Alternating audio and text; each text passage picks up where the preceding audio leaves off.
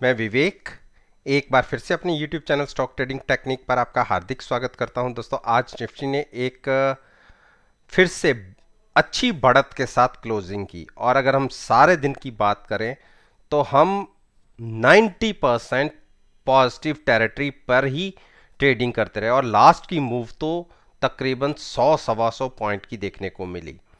हाँ, शुरुआती दौर में हम कह सकते हैं कि एक बार हम नेगेटिव साइड पर गए जरूर थे, लेकिन फिर से पॉजिटिव साइड पर ही हमने ट्रेडिंग शुरू करी और 150 पॉइंट से भी ज़्यादा की मूव दिखाकर हम क्लोज हुए। अब बात करते हैं कि 3 सितंबर की निफ्टी, बैंक निफ्टी और कुछ फाइनेंशियल स्टॉक्स के ऊपर कैसी पॉसिबिलिटीज बन सकती हैं कल के सेशन के लिए, जो 3 सितंबर का होगा। पिछली वीडियो को अगर आप एनालाइज करना चाहते हैं आज के ट्रेडिंग सेशन के साथ, तो आप नीचे डिस्क्रिप्शन बॉक्स के अंदर वो वीडियो है, आप उसको देखिए और आज के सेशन के साथ खुद कंपेयर कर सकते हैं। बाकी साथ साथ में मैं बताता रहूँगा कि मैंने कहा क्या था। इसके साथ साथ मैं अपने व्हाट्सएप ग्रुप की परफॉर्मेंस को भी आपके साथ शेयर करना चाहूँगा, जो मैंने पिछले मंथ शुरू किया था। आज की अगर मैं परफॉर्मेंस की बात करूं तो आज हमने तकरीबन 10 ट्रेड्स के ऊपर बात करी या लिए, जिसके अंदर 6 ट्रेड्स हमने प्रॉफिट के साथ क्लोज किए। जिसमें से जो प्रॉफिट में क्लोज किए उसमें Asian paint, TCS, Manappuram, Bata India, Mindtree और अपोलो टायर, ये सारे के सारे स्टॉक्स हमने प्रॉफिट में क्लोज करे। निफ्टी ऑप्शंस का एक ट्रेड हमने लिया था, जो हमने बेरिश पॉसिबिलिटी को देखते हुए लिया था। वो केवल हमने 26 रुपीस में हमने बाय किया था, वो हमारा जीरो हो गया। ये हमारा एक निफ्टी का लॉस जरूर रहा। बाकी 3 से 4 पोजीशन हमने कैरी की हैं, जैसे जिसमें यूबीएल हो गया, लुपिन हो गया, श्रीराम सीमेंट हो गया, माइंट्री हो गया और एचयूएल। माइंट्री का ट्रेड मैंने फिर से लिया था, एक बार अच्छा प्रॉफिट ले लिया था, उसके बाद फिर से लिया और उसके अंदर अभी हम ट्रैप हुए बैठे हैं श्रीराम सीमेंट, श्री सीमेंट और माइंट्री को। अब आप समझे, कहेंगे कि ये मैं अभी वर्बली बातें कर रहा हूं। बिल्कुल आप अपनी जगह सही समझेंगे, लेकिन अगर आप मेरे को लाइव परफॉर्मेंस मेरी देखना चाहते हैं तो इसके लिए तो आपको मेरे ग्रुप में ज्वाइन करना होगा, जिसके लिए पहले 7 दिन बिल्कुल फ्री हैं। आप मुझे एनालाइज कीजिए, देखिए कि मैं काम कैसे करता हूं। और आपको एक चीज़ बताना चाहूँगा, मैं कभी भी स्टॉप लॉस के साथ ट्रेड नहीं करवाता और ना ही मैं आपसे कहता हूं कि आप केवल ऑप्शंस बाय करके ट्रेड करिए। मेरा ट्रेडिंग क्राइटेरिया है, मैं आपको हेज करवाता हूं और आपको एक चीज़ की जानकारी नहीं है। मैं कहता हूं कि 99% लोगों को जानकारी नहीं है।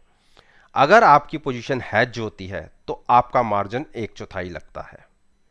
अगर सपोज किसी ट्रेड के अंदर आपका 4 लाख की मार्जिन की रिक्वायरमेंट है, तो जितनी नज़दीक आप अपने आप को हेज रखेंगे स्ट्राइक के पास, उतना ही कम मार्जिन लगता है। और मेरे हिसाब से जहां 4 लाख का मार्जिन चाहिए, वहां 1 लाख के मार्जिन के साथ काम हो जाता है।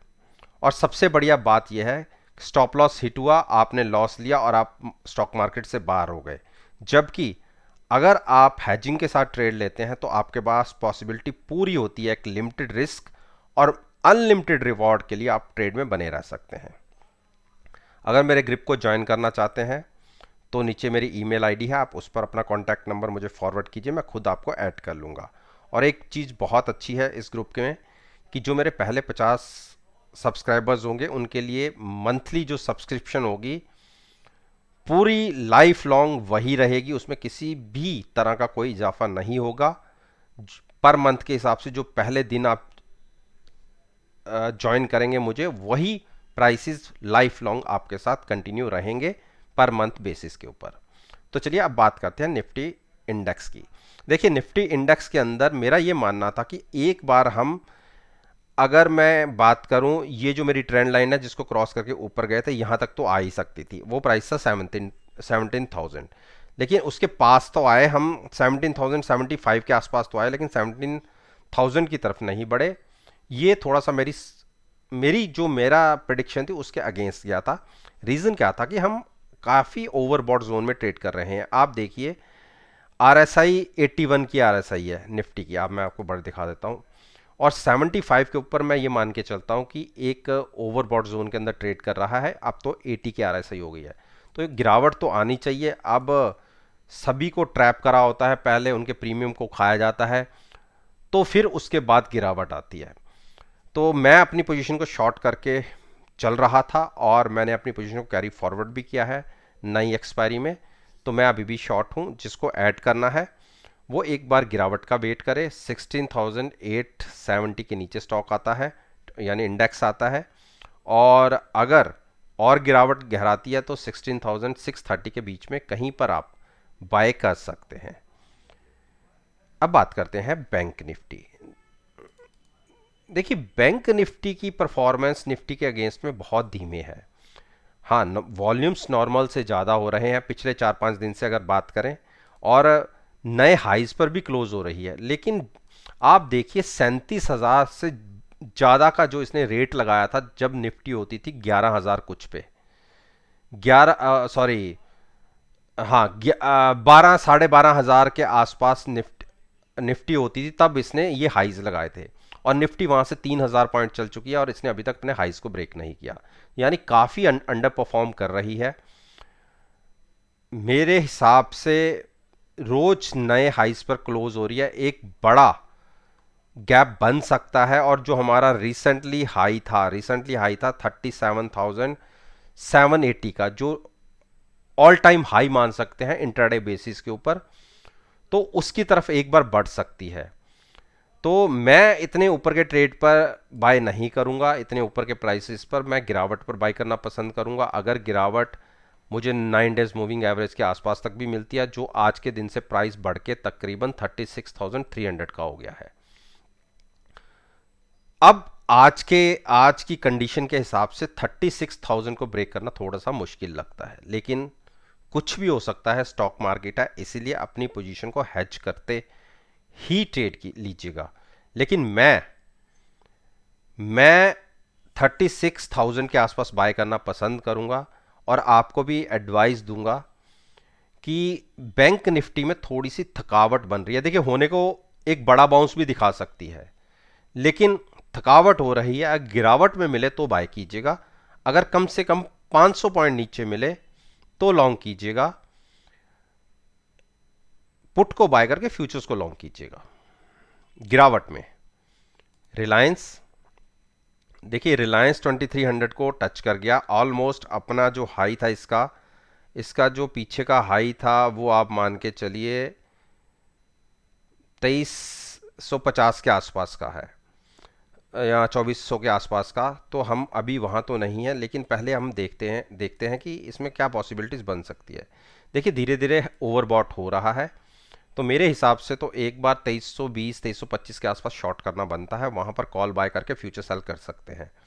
क्योंकि पहले नीचे से हमने अच्छे पैसे बनाए हैं लॉन्ग साइड पर। और अगर आप यहाँ से देखिए जो वन साइडेड मूव बनी है, जो 2080 से बनी है, वहाँ से तकरीबन 200 पॉइंट्स की एक मूव हम देख चुके हैं। तो जब भी करेक्शन आएगी इसमें से 100 पॉइंट आपको गिरावट के मिलेंगे।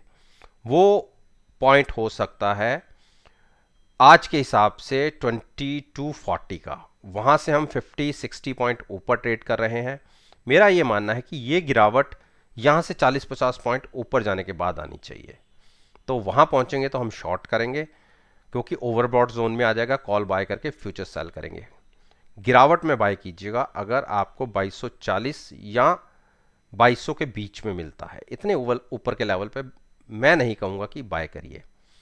अब बात करते हैं HDFC बैंक। देखिए बैंक निफ्टी का अंडर परफॉर्म करने का सबसे बड़ा मेन रीज़न है कि HDFC बैंक की मूव उस हिसाब से नहीं आ रही जैसी आनी चाहिए।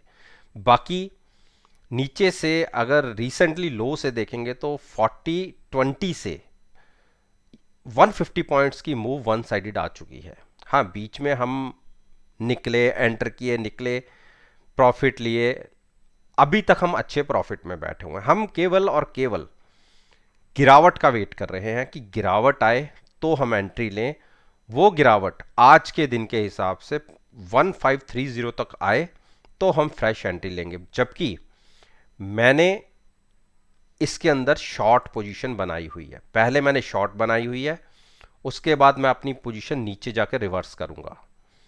कॉल बाय है, फ्यूचर सेल है, हेज पोजीशन है।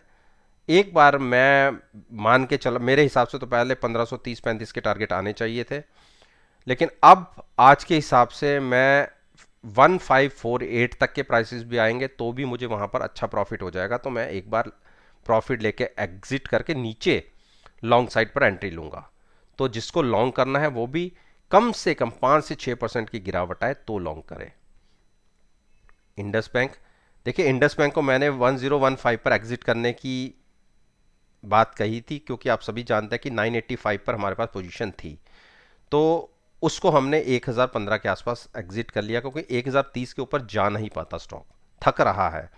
तो अगर गिरावट फिर से 985 के आसपास आएगी तो मैं वहां पे लॉन्ग करूंगा, नया ट्रेड लूंगा, क्योंकि अभी फिलहाल हमारे पास इसकी कोई पोजीशन नहीं है। जिसको भी लॉन्ग साइड पर जाना है, गिरावट आए 985 के आसपास, 990 तक भी आप एंट्री ले सकते हैं।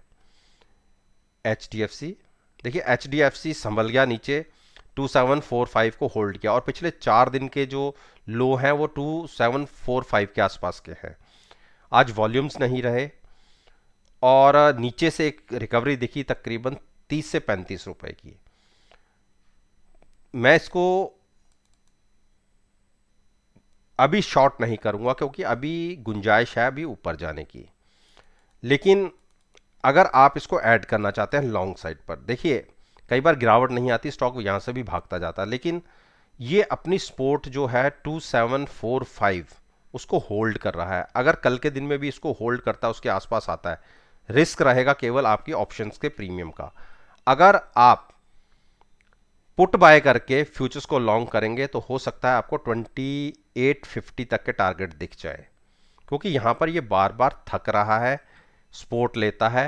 हो सकता है कि एक 60 से 70 पॉइंट की मूव आपको दिख मिल जाए। बाकी आप हैज होंगे, कोई ऐसा अनलिमिटेड रिस्क नहीं है नीचे जाने का भी, रिस्क केवल उतना ही है जितनी आपने हैजिंग के लिए प्रीमियम पे किया है। तो ये स्ट्रेटजी रहेगी एच डी एफ सी के लिए। कोटक, देखिए कोटक ने आज नीचे से एक अच्छी शानदार रिकवरी दिखाई, और आप सभी को पता है कि हम पहले 1710 से बाय करके 1750 के आसपास निकल गए थे। हमने 40 पॉइंट का प्रॉफिट लिया था, और मैंने कल ये कहा था कि जिसको नया ट्रेड लेना है 1750 के नीचे जब तक नहीं जाता तब तक चिंता की बात नहीं है। और 1768 के ऊपर मैंने कहा था कि जिसको नजरिया लंबा रखना है और ज्यादा शॉर्ट ही चाहता है, वो 1768 के ऊपर ट्रेडिंग मिले तो आप लॉन्ग कर सकते हैं। देखिए इंट्राडे में हम खुले नीचे और काफी देर तो नीचे ही रहे, लेकिन जैसे ही इसने 1768 क्रॉस किया उसके बाद क्या मूव आई, 1800 के टारगेट दिख गए, और मैंने आपसे 1820 तक के टारगेट की बात करी थी। वहां पर एक बार अपना प्रॉफिट लेके निकल जाइएगा, और जब फिर गिरावट आए 1750 के आसपास मिले तो बिल्कुल आप लॉन्ग कर सकते हैं। आईसीआईसी बैंक, देखिए आईसीआईसी बैंक हमें नीचे की तरफ नहीं मिला और इसने एक बुलिश क्रॉसओवर भी दे दिया है। मुझको लगता है कि 740 तक के टारगेट आपको देखने को मिल सकते हैं, तो बिल्कुल जो बाय करना चाहता है हैजिंग के साथ पुट बाय करके फ्यूचर लॉन्ग कर सकता है। लेकिन मैं बाय करूंगा इसको 700 के आसपास, क्योंकि मैं नीचे से इसको बाय करके ऊपर प्रॉफिट लेके निकल चुका हूं, और गिरावट पर ही बाय करूंगा। कम से कम 5% के आसपास की करेक्शन मिले तो हम लॉन्ग करेंगे। एक्सिस बैंक, देखिए एक्सिस बैंक के अंदर मेरी शॉर्ट पोजीशन बनी हुई है और मैं ट्रैप्ड हूँ, और 790 के आसपास की मेरी शॉर्ट पोजीशन है, और ये मेरे व्हाट्सएप ग्रुप के अंदर बनी हुई है, साथ में कॉल बाय है। लेकिन आज इसने एक बड़ी मूव दिखाई थी, जैसे कल के सेशन में ऊपर से एक बड़ी गिरावट दिखी थी इंट्राडे में, तो आज इसने 800 भी ब्रेक किया, और यहाँ पे एक गैप बना हुआ है। देखिए अब ये गैप जो 790 और 795 के बीच का है, मेरे हिसाब से एक बार 790 तक ये प्राइस आना चाहिए। तो 790 तक अगर प्राइस आता है या उससे थोड़ा सा नीचे आता है तो थोड़ा सा भी लॉस बुक करके मैं निकल जाऊंगा, क्योंकि इसमें मैं ट्रैप हो गया हूं, और मानता हूं कि जो कॉल बाय हुई है तो उसका प्रीमियम थोड़ा सा डिके हो जाएगा। लेकिन अगर हम 10 स्टॉक्स के अंदर कमा रहे हैं तो एक में अगर पैसे लग भी जाते हैं तो कोई बड़ी बात नहीं है। तो एक बार कोशिश करूंगा कि 790 और उसके नीचे अगर प्राइस मिले तो अपनी पोजीशन को एग्जिट करूं छोटा सा लॉस लेके, और फिर बाय करूं अगर गिरावट गहराती है, तकरीबन 760 के आसपास अगर मिलता है तो वहां पर कोशिश करूंगा लॉन्ग जाने की। एसबीआई, देखिए एसबीआई ने आज बहुत अच्छी क्लोजिंग दिखाई है और 425 के ऊपर जब तक प्राइस है चिंता नहीं होनी चाहिए, और 431 की बहुत अच्छी क्लोजिंग है। मुझको लगता है, मेरा व्यू है, अगले 2-3 दिन के अंदर ये स्टॉक आपको 445 450 के टारगेट्स दिखा सकता है।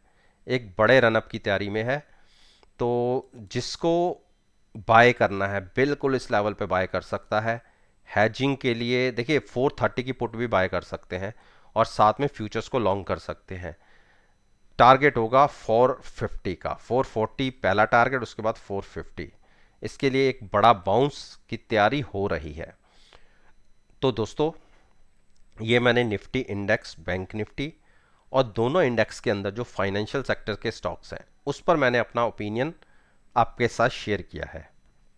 मेरा ये मानना है कि अगर आप मेरी इस वीडियो को, जो कल का सेशन होगा 3 सितंबर का, उसके साथ एनालाइज करेंगे, यकीन मानिए आपको बहुत अच्छे पॉजिटिव रिजल्ट्स देखने को मिलेंगे।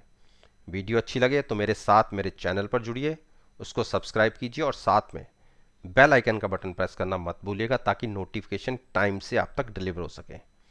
इस बात के साथ मैं आपसे विदा लेता हूं और एक नई वीडियो के साथ फिर से आपके सामने आऊंगा। तब तक के लिए धन्यवाद। Take care.